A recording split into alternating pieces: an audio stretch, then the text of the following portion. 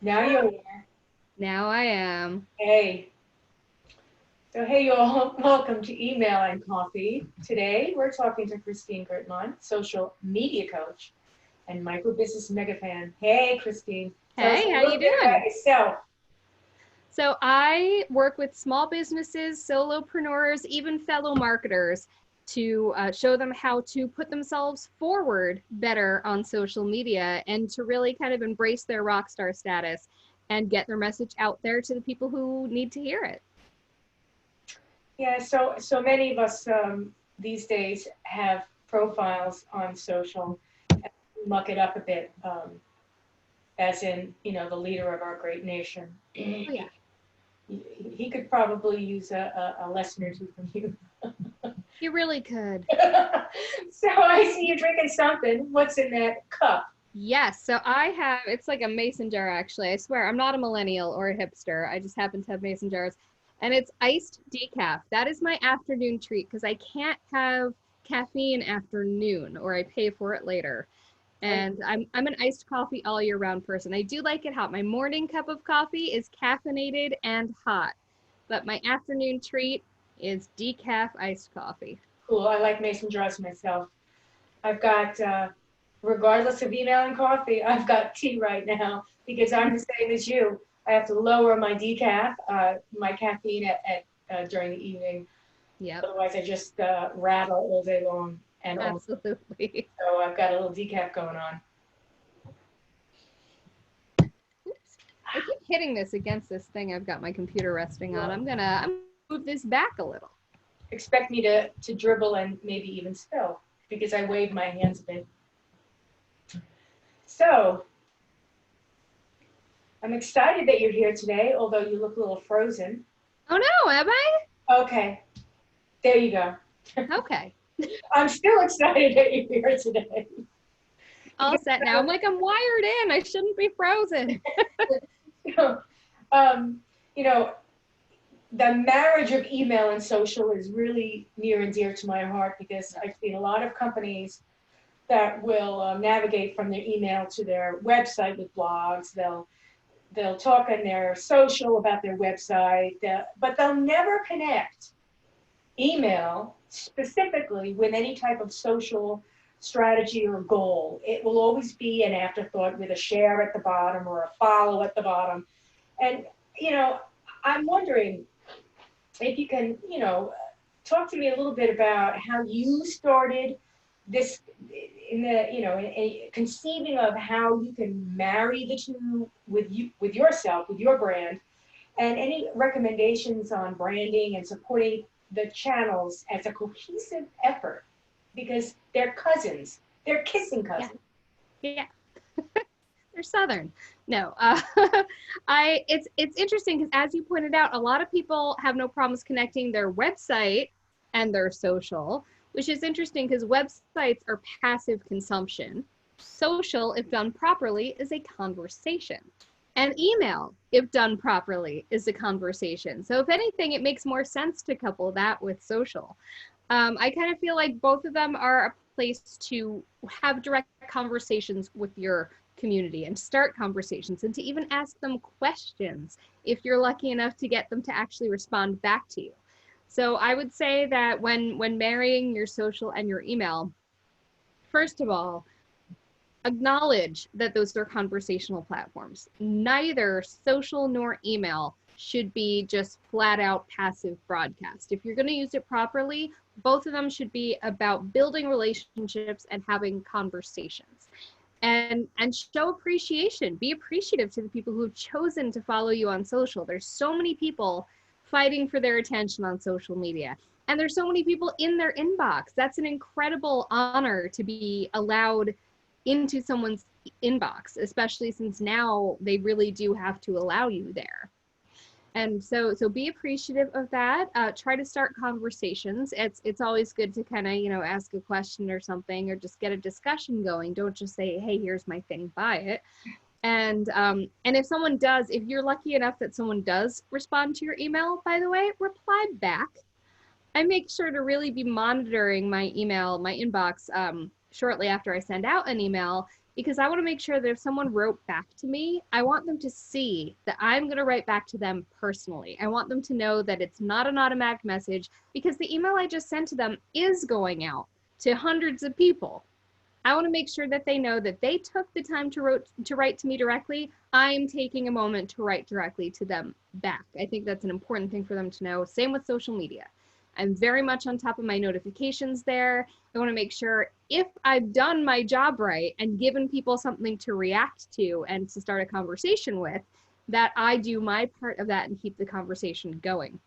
And those conversations should feel similar, not directly duplicative, but I do think that your social media and your email should feel like they're coming from the same place. You shouldn't feel like people shouldn't feel like the email version of you and the social media version of you are different. However, they should not be identical, because you want people engaging with you in both places.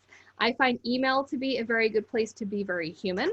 I think that that's a very good thing to do, to make it to kind of give people a peek into your mindset there. You have a bit more leeway there because you're not fighting for their attention as much in the inbox. If they've chosen to open your email, they're reading it. So they're in, you can share your thoughts. They've opted in to hear your thoughts. Whereas on social media, you maybe want to capture their attention in kind of a quicker way because you are in competition with the rest of their feed. Email, they've invited you into their home, essentially. So you are going to converse in a slightly different way than if they came to your office. But it should feel the same. People shouldn't feel a disconnect in a strong way between the two. But at the same time, don't just be recycling the exact same content. And that's true with the individual social media platforms as well. You want people to have a reason to follow you in different places. People communicate in different ways in different places. So respect that, respect the attention that they're giving you, but also recognize that in email, you're getting an opportunity for a slightly more intimate conversation in a way because they have opted in. I know that your favorites are Twitter and Facebook. Can you share some experiences getting email and social out of their individual silos? Yeah, absolutely. So I'm still working on that. I'm not doing awesome on that, but I am really paying attention to that now. So email, I haven't done, I'm learning from the best people on how to do this. But the fact is I haven't done a huge push recently towards actively growing my email list via social media, but I'm going to start doing that soon. In the meantime, my push right now is bringing my audiences to more places. So for example, Twitter, I've noticed recently, not only just is Twitter the place where I have the most followers, it's bigger than my Facebook followers, bigger than my Instagram followers, bigger than my email list. But I'm also trying to get people to follow me in more places. They will see slightly different sides of me in more places. They'll also see more of me, which is always a good thing. And I'll see more of them and different sides of them. So what I've started doing recently is I'm trying to pay attention to who I'm engaging with a lot on Twitter. And on Twitter, it's often their name, right? They're not usually, Cutie Princess 27 on Twitter. A lot of the people I'm engaging with, they're there professionally, so they are usually their name. So I'm trying to start finding them on LinkedIn and connecting with them on LinkedIn. I'll see if their company has a Facebook page. I don't send them Facebook friend requests usually, but I will like and follow their Facebook page as myself and as my business. Hopefully they'll do the same, but I don't do a follow for follow. I don't monitor whether or not they follow me back. I don't go and unfollow them if they don't follow me back. I'm not playing a game. I'm giving support. And then I'll go to their Instagram. Again, if it's not a super personal Instagram, a lot of them are kind of like me where it's sort of professional, sort of personal. So they're kind of open. I'll go to their Instagram, I'll follow them, but I'll actively comment on several posts because that's really key. You don't want to just like and follow and hope that they see that and follow you back. Because again, it's about starting a relationship. So I'm already trying to get my different social media platforms more connected. Hopefully they'll see that I have an email list. But what I plan to do a bit more of is, first of all, when I send out an email, I do have it set so that a social post goes up on, right now it's on Twitter and on Facebook. I don't do anything with it on Instagram yet, but I customize it. This is really key. I hate it when it just is the automatic message, text only, just gives you a weird link. I make sure I customize it. I customize what picture is going to go on there. I customize a message that's going to be part of my social posts. One thing I've been enjoying doing lately is tagging people on the social post who I mention in the email, because I'm trying to give love to my friends. If I'm doing collaboration, that's certainly in the email. So I make sure the social post says this week's email includes shout outs to, and then I tag the people. Right. And so that helps. I'm going to start connect, and I also also my email content drives people to my social to some degree, because a lot of the things that I'm mentioning in the email are things that are going on my social platforms. Mm-hmm. And I do have the little links at the bottom. What I'm going to do is, first of all, I'm going to start offering my social media followers a few more kind of lead magnet type things where I'm offering them something of value, a download, a special video, something, but they get on my email list in order to get it. Right. And so I'm going to start doing some of those. I haven't been doing it yet, but I'm going to start doing that as I start approaching some active launches that I'm trying to gain momentum for e-courses and things like that. So that'll get people on my list. Another thing that I've been doing lately is when I go to an online networking event, instead of just saying, hey, look me up at my website, I have a special segment of my website that is gritman.com/connect. And what that does is, first of all, it has links to all of my social media profiles so you can follow me. But at the top, the most bold thing is a form where they can give me their information. So they can give me their social media profiles and I will go follow them, but they can also give me their email address. And then once they've filled that whole thing in and I have their email on their social platforms, it then auto prompts them if they would like to set up a 15-minute call with me or a Zoom with me. So some people do, some people don't, but it has been really nice to get to know people in a way where I don't just say, here's where you can find me, but when they get there, it starts with, tell me where to find you. I want to support you as well. Mm-hmm. So that's been going pretty well. But I really am trying to get people in all the places, because I feel like if you find me valuable on Twitter, you'll probably also find my emails valuable. Right. You know, I feel like it is all connected because they do try to make it cohesive without being the same. It's a lot of work. It's a lot of work. It's a lot of different platforms. It's a lot of more tech. It's a lot of thought. It is difficult. I think that's why a lot of people shy away from it. Yeah. And the voices are different, and they're not necessarily sure what they should sound like on Twitter, what they should post on Instagram, what they should be doing on Facebook. And people skip email entirely because they feel like social media is fun because people are there, but they feel like email is a tough nut to crack. But here's the thing, you don't own your social media followers. You can't communicate directly with your social media followers if your account goes down tomorrow. You know, that belongs to the platform, whereas your email list belongs to you. So that's why you really, really cannot afford not to have email. Email is also incredibly powerful for sales conversions. I haven't done as much of this, and I should, and I'm going to start because I have some e-courses that I'm going to be releasing in coming months.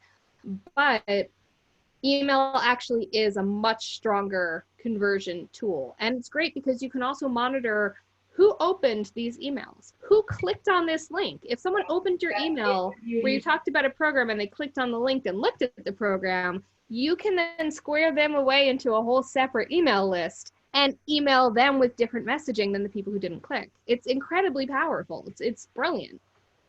It is.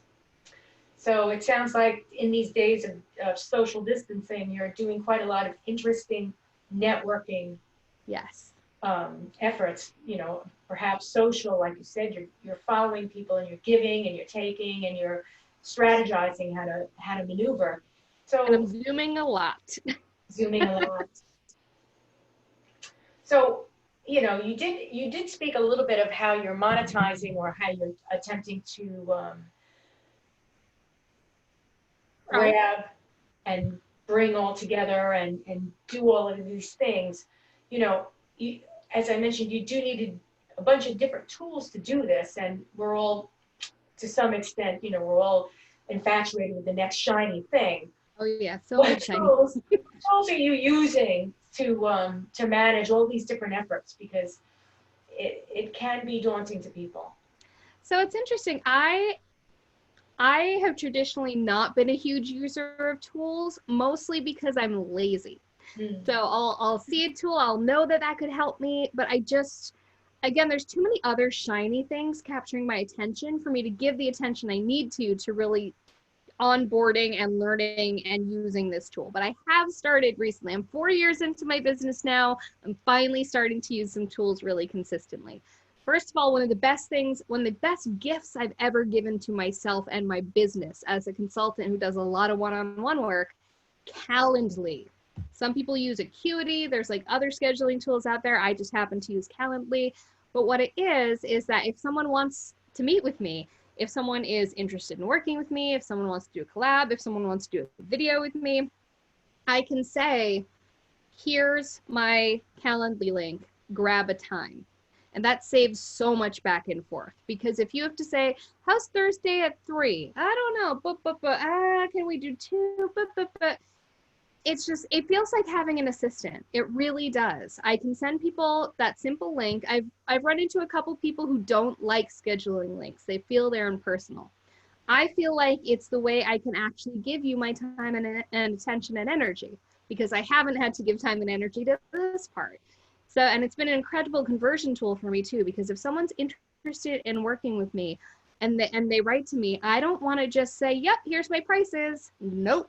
I want to have a conversation with them, ideally on Zoom, so we're one-on-one. I'm so much more compelling on video than I am in writing. And we can have a conversation that starts with them and what they need, and they start with their needs and their vulnerabilities and all of that. Then I get them really excited about how I can help them, because I can.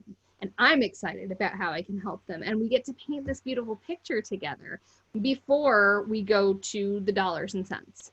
And so that's been really powerful for me, the fact that the way that I get people, the way that I get clients is we have a conversation. And it's also been good in terms of making sure that I'm only working with the right people, because I've had conversations with people whose businesses weren't yet at a point where my help would be worth the investment to them. And I've given away way more free advice this year than ever before on those info calls, simply because I'm like, you know what? I would like your business to get to the point where you can work with me. So here's some ways to improve your social media now that you can just do on your own. And, and I'll be watching, and hopefully we can work together in the future once you've got a little more stability under you. So Calendly has been amazing.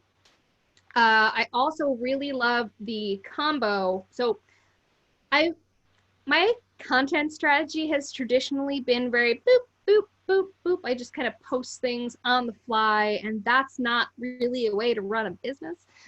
So I have, again, another gift I've given myself when I do it. There are certain types of posts that I really can batch create and schedule.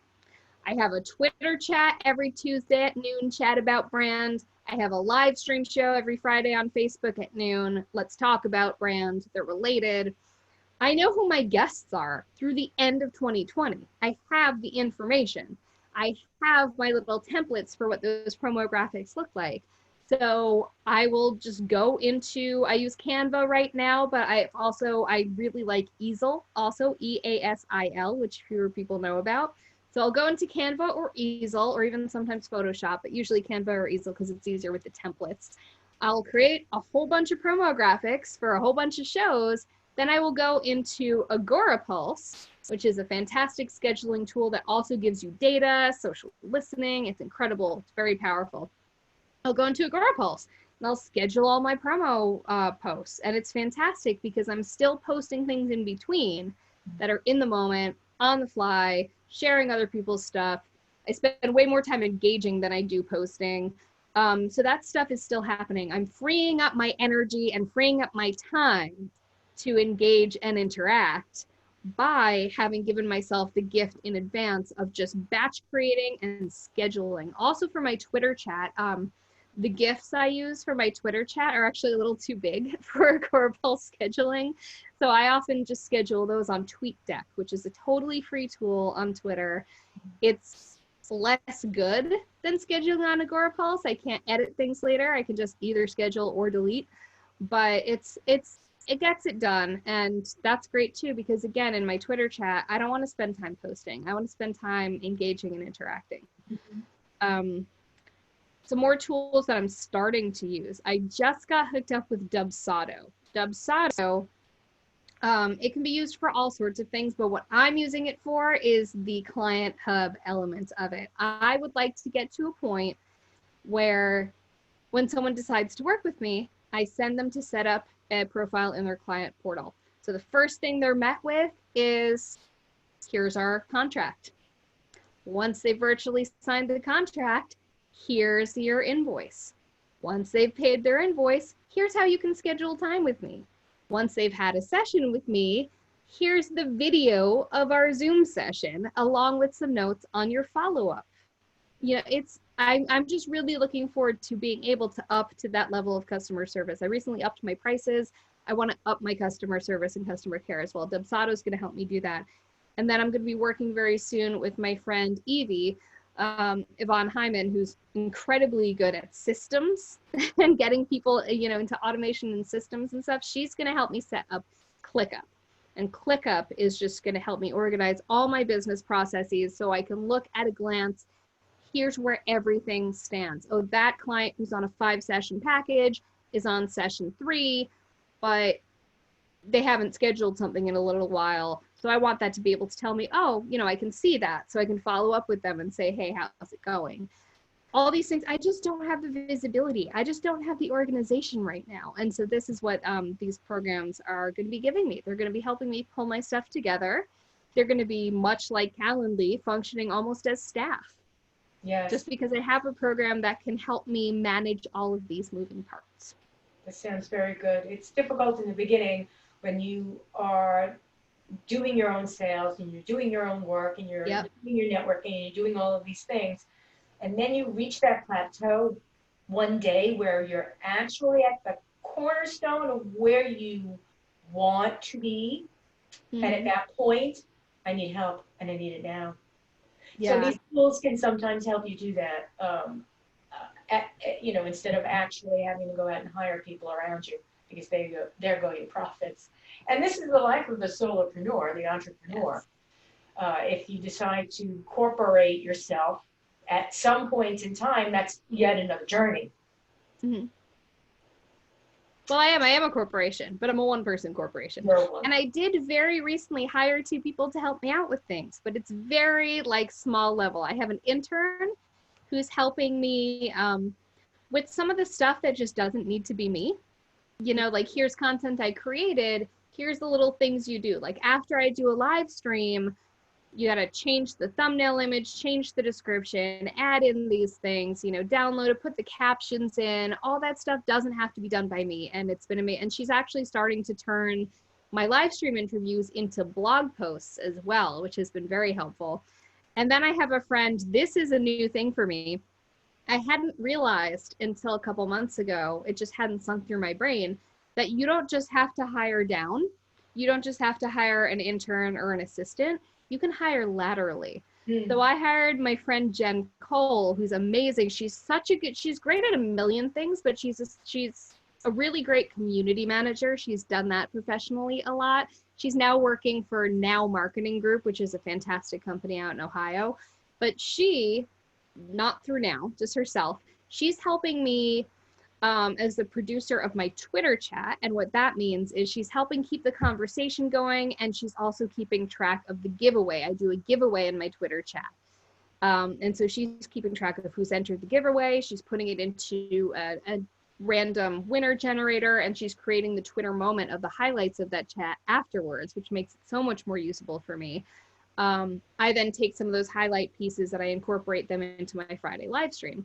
She's also helping me out during my Friday live stream so that when I'm talking about my guest, for example, she can put in the links to the guest's website, the guest's, you know, social media, all of that in the comments. in that moment. If I'm talking about a given topic, if I'm talking about something, she can just pop that link right in there.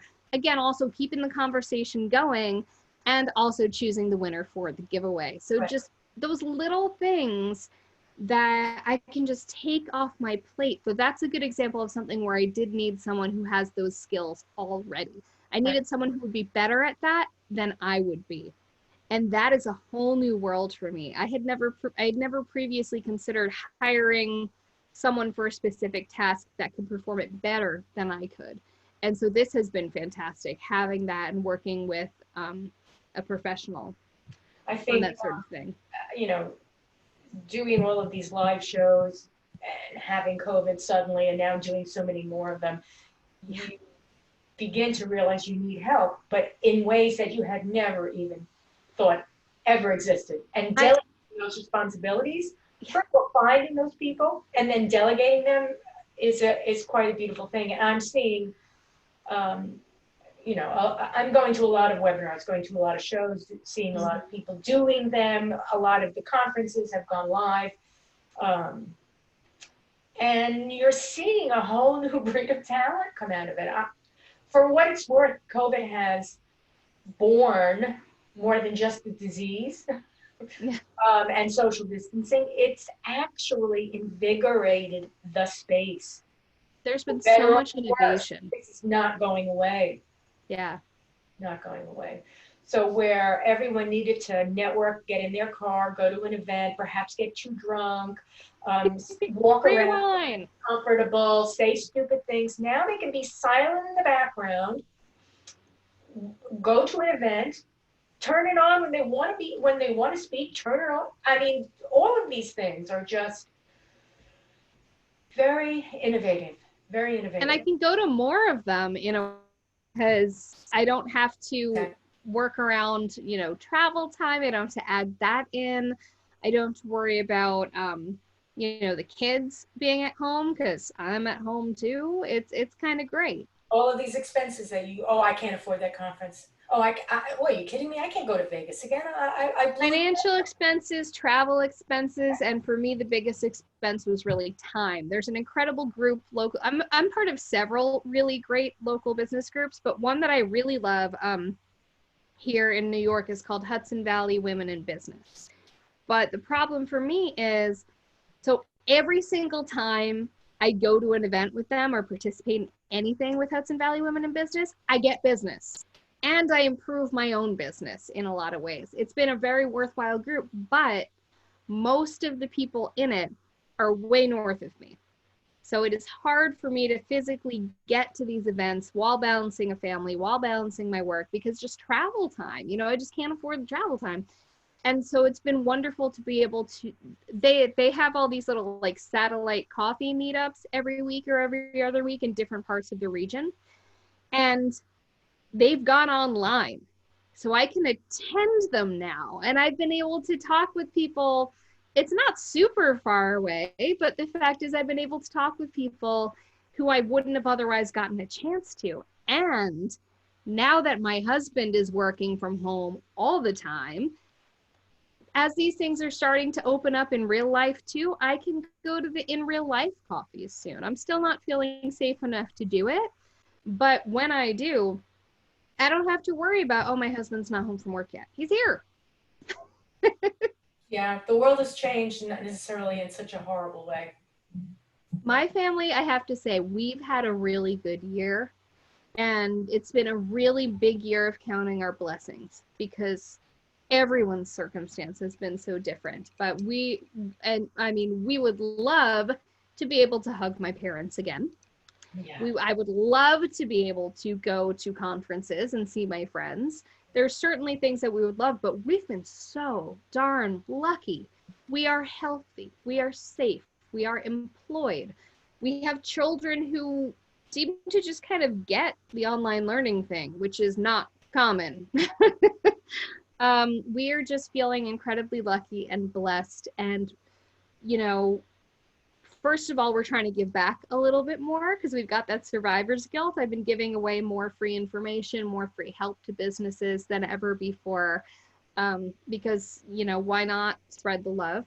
but also we're trying to relish it. We're saying, you know what, I have the freedom to do more of these things now, so I'm doing them, and it's lovely. It's it's always good to look for that silver lining, and it's always wonderful to find it, and then it's always great to share it. That's been really key, sharing it. I want to make sure that the very thing that put me in a fortuitous position this year, which is the fact that I have a skill that people urgently need right now, I want to make sure I also help more people with that, including people who can't afford it, because they're often the people who need it most. Back in March, first of all, I went live every single weekday for 3 weeks in a row in March, giving small business owners some tips on things they could do to get online right now. I also, 2 local chambers of commerce that I'm a part of, Nyack, which is my village that I literally live in, and the River Towns Chamber across the Hudson River in Westchester. I volunteered. I said, anyone who's in these 2 chambers, I will give you a session for free where I either guide you step by step through how to do an online gift card or guide you step by step on how to set up your online store. I'm not going to do all that hours and hours of work of setting up your entire online store for you, but you know, I was able to help several businesses get online, and actually 2 of the businesses that I helped get online with online shopping, they've both gone fully virtual now. They just weren't able to sustain their brick and mortar locations, but they didn't have to go out of business. They have online businesses now. So it's just been very satisfying to have a skill set that's able to not just make people's businesses better, but that's able to actually literally save people's businesses, because I care very deeply about those dreams that small business owners have, and anything I can do to help pass along my good fortune to them, first of all, but also to help them help themselves is really huge. It's been a traumatic time for everybody. People who maybe could have figured it out themselves before, they're just in a state right now. They're in a panic state. They're freaking out because, you know, this unexpected and massive threat to this thing they spent so much time building, you know, a lot of times they just need an extra hand. Yeah, not everybody has a risk management plan, and it's great when what you do is easily part of that plan, easily part of the plan. So we talked obviously a little bit about all the things that you're doing. Why don't you tell us where we can find you on social, some events that you'll be participating in the next month or so? And what I'll probably do is pull them down and post them separately so that people can find them. So it's not just what you say, but I'll actually post them. So great. So I'm easy to find. I'm the only Christine Gritman there is. It's Gritman, grit like when something is gritty, and Mon like Monday. So Christine Gritman, I'm C Gritman on Twitter and Instagram. I am Christine Gritman Inc. on Facebook and Christine Gritman on LinkedIn. I'm also on YouTube. Haven't been doing as much with that lately, but you know, I'm Gritman.com, and I encourage everyone to go to Gritman.com/connect. Because if you go to Gritman.com/connect, we can connect. You can give me your info. I'll follow you. I can give you my info. You can follow me. It puts us in each other's orbit in a really nice way. And I also need to point out that Tuesday, Twitter, both begin with T. On Tuesdays on Twitter at noon, I have Chat About Brand, which is a Twitter chat about personal branding. That's Eastern time. And then Friday, Facebook. Fridays at noon Eastern time, I have my Facebook Live show, Let's Talk About Brand, which is always going to be on the same topic as the Tuesday Twitter chat was, but on Friday, I'm interviewing a special guest expert on the topic. And the topics are a little different every week because there's so many different elements of personal branding to explore.